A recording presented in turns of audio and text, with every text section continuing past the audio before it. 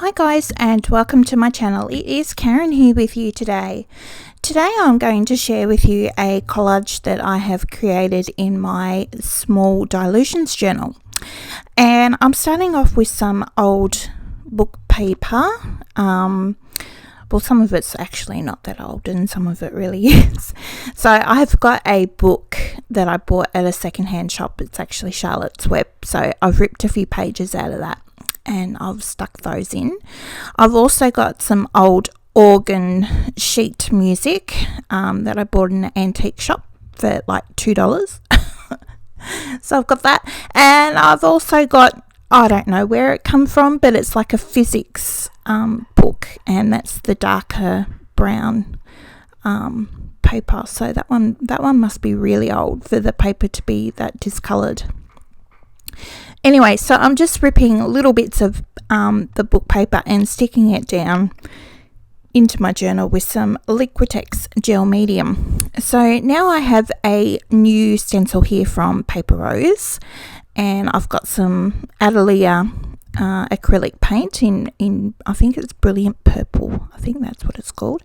And I've just sponged that onto my page.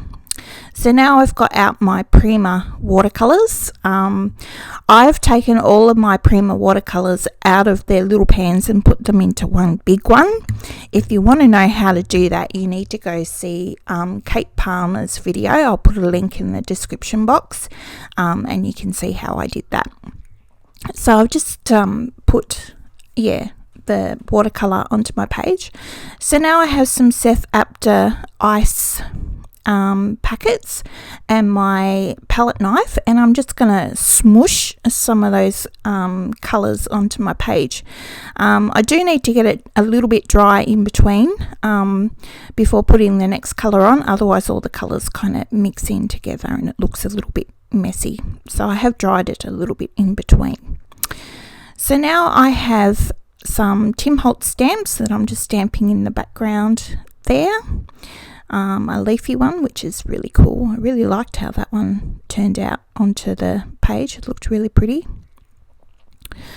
And what else have I got? Oh yeah, that's just another Tim Holtz one there, the little raindrops. The next one that I'm about to use though is from Darkroom Door, and I'm going to use that with some paint. So I've just got my little bit of cut and dry foam there and putting my paint onto my stamp and then stamping that onto there. The most important thing always is when you use paint on your stamps is to clean your stamps straight away afterwards. So the next thing I'm doing is going around those diamonds with a Posca paint pen, so they stand out a little bit more and look a real bit cool and funky. And my leftover gesso that I've just smooshed it around the outside of my page a little bit. Now this little fairy I bought off Etsy. I'll put a link down in the description box so you can see where I got it from. I've had it for a long time, so yeah, she's quite pretty. This is another Darkroom Door stamp. It says, being creative is not a hobby, it's a way of life. So I put the fairy with it because, you know, I need a fairy to tidy up my mess. If your craft room is anything like mine, then you'd be wishing you had a fairy as well to come in and clean it all up, because but anyway, that's just how creative people are, aren't they? They just have messy spaces. So what I've done there is I've just put a little bit of you can see I had a little bit of an accident. I put some Stabilo oil pencil around my photo, and then I managed to spill all my Colour Blast shimmery powder. Anyway, so I just sprinkled some of that onto my page with a little bit of water. So here is the close-up of my page. I really like how it turned out. It's so bright and funky, especially with those Seth Apter ice paints.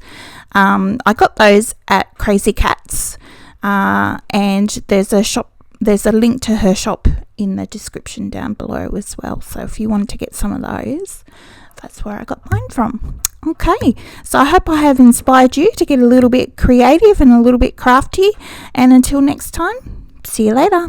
Bye.